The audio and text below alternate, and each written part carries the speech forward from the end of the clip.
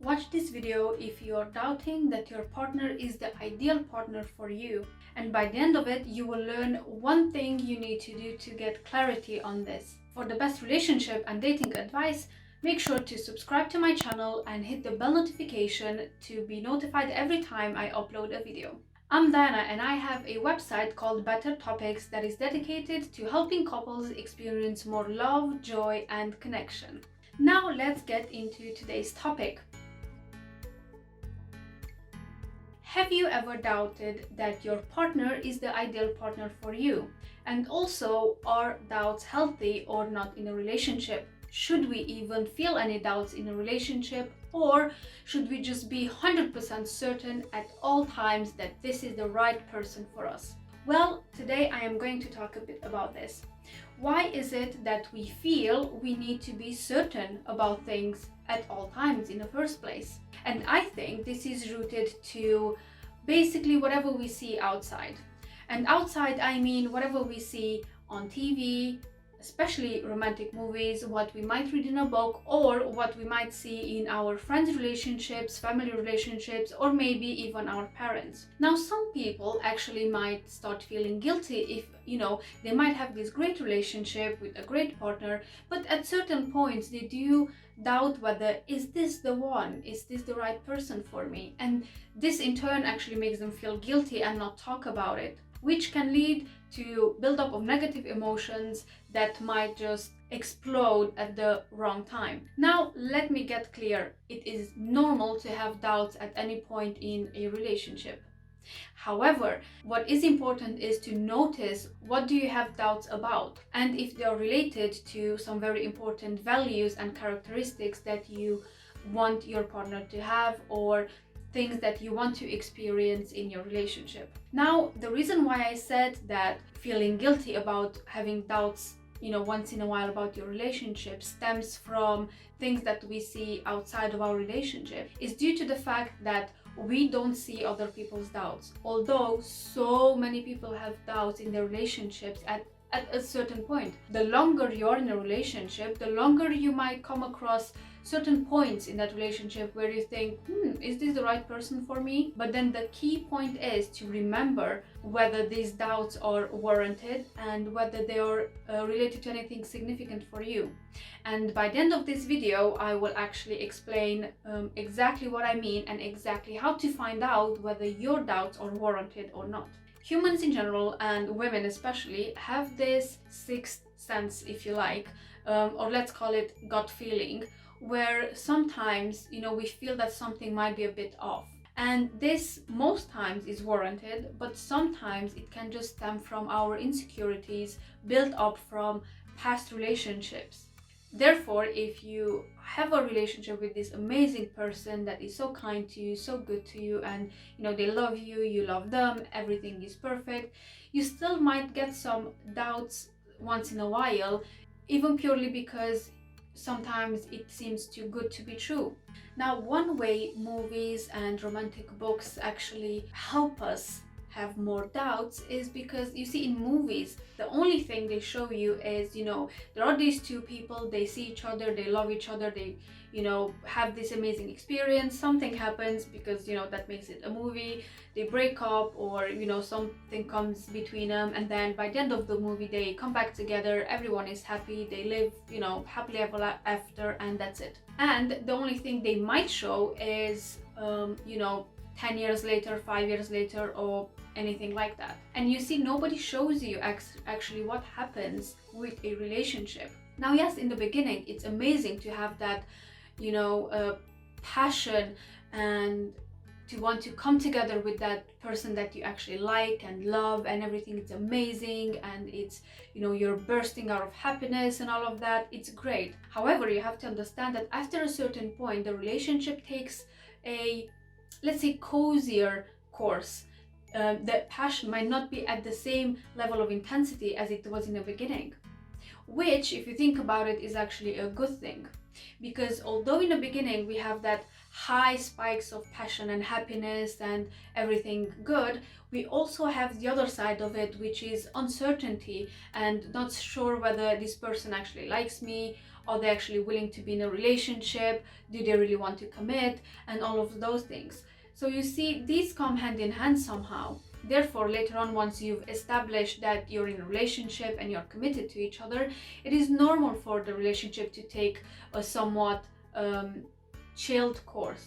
Now, I'm not saying you should not have still some spikes of passion here and there. However, once that newness from the beginning passes, it is quite normal for the relationship to follow a steadier course. But again, we don't see this in movies.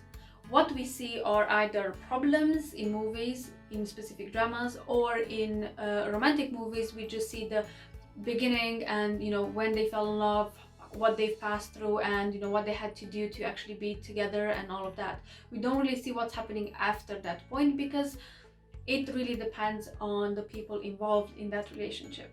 Now, most romantic books as well follow the same lead, because what they want to do is to draw you in, to make this thing in a wonderful story, and to sell the movie, to sell the book and everything. This is why not many people actually focus on what's happening to the relationship after they got married. I mean, there are books on that, but they are mostly therapeutical books or coaching books or how to improve your relationship books. Let me know in the comments below, and comment a yes if you've ever doubted you have the ideal partner for you. Now, the reason why I many times say ideal partner and not the one is because I don't think we have only one perfect partner out there. I mean, if you think about it, it's billions of people everywhere. And once you get clear on what your values are, it is likely that you will find more than one person who will actually fill those criteria. However, once you found that ideal person for you, what I would suggest is to take some time with yourself and then think of what are your core values in a relationship. What are the main characteristics you want your ideal partner to have?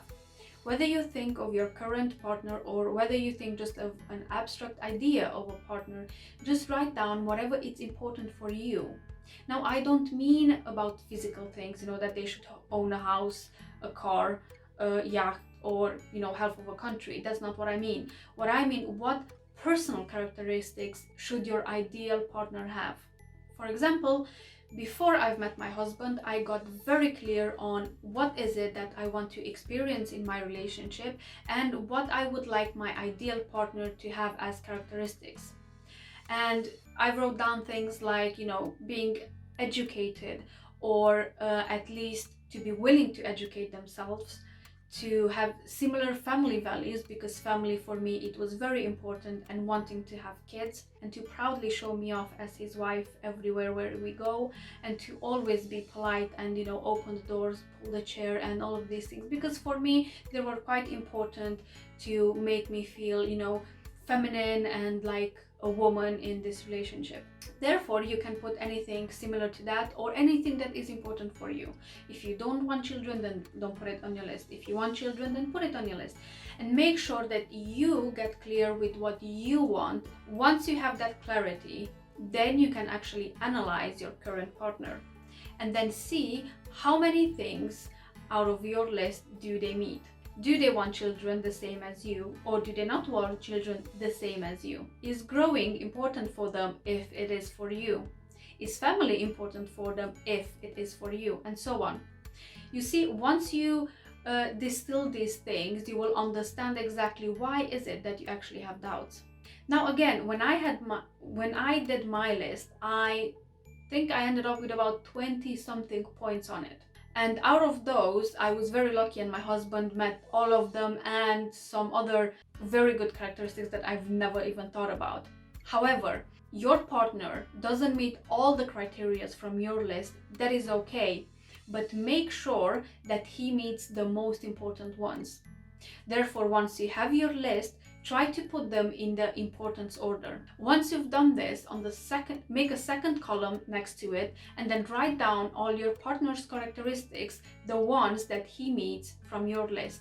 And then further down, you can write the ones that you actually don't have on your list, but he has anyway.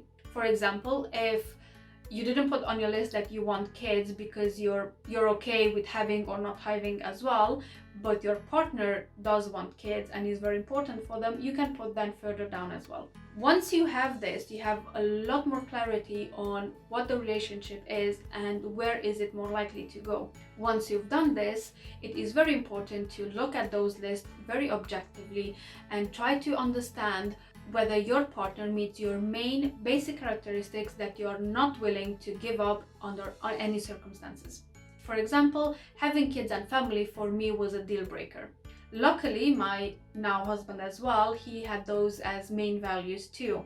Therefore, we matched on those. Now, obviously, out of my 20 odd characteristics and values that I had on my list, if he would have not met all of them, I think he would have been fine, depending on which he would have not met.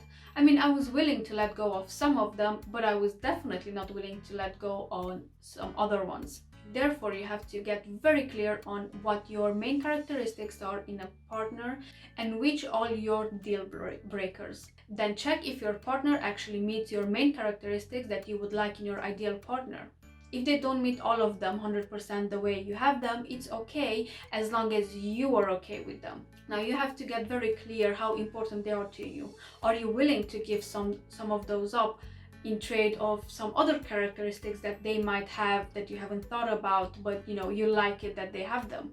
Once you have this in place and you have a clear understanding of what you want and what your partner wants as well, it is a lot easier to understand why actually you had some doubts. And if you decide that you actually want to go ahead in this relationship, because although your partner might not have all the values that you do on your list, you're still okay with the ones they do have and you're very happy with them, that's perfect. Now, therefore, once you have this clarity and you still decide to go ahead with your relationship, after you've seen that, you might not have some of the same values, which is fine, but then you're okay to give up some of your values in trade of some other values that they have and they haven't thought about, you have to understand that there might still come times when you have some tiny doubts about it, but it's fine. When those doubts come again, after you've done this exercise, just think of the positive values that that person has and why you actually wanted to stay.